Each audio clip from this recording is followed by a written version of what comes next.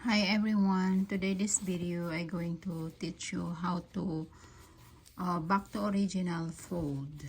So I start in the center of your jeans, but I invert it first. So this is the wrong side. Okay, so I just let's say like I want to take out 1 inches. So of course you take out half inch, so it's double fold is 1 inches. So I just make it half inches, and then I sew it all the way around as half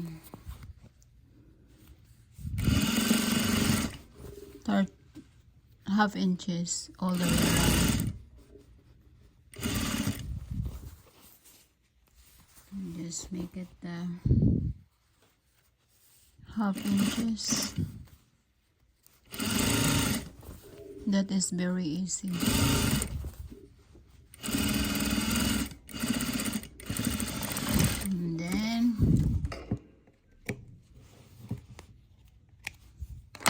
And then when you sew it that way, you sew it all the way around, and that's it. So this one is supposed to be straight, this line, and then you sew it top again, and the top like this is 1/16.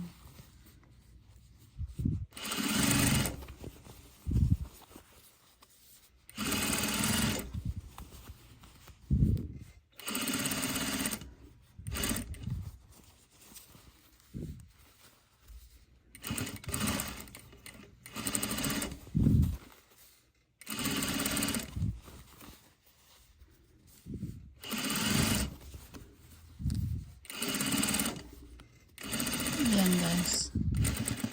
Yay! And lock.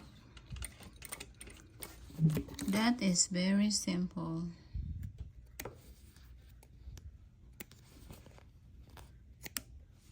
This is very simple, guys.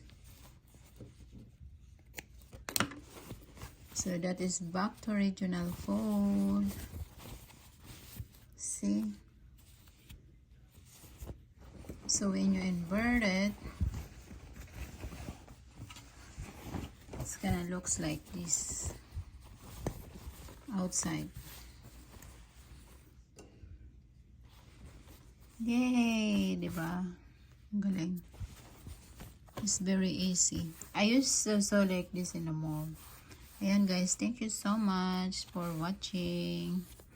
Bye bye.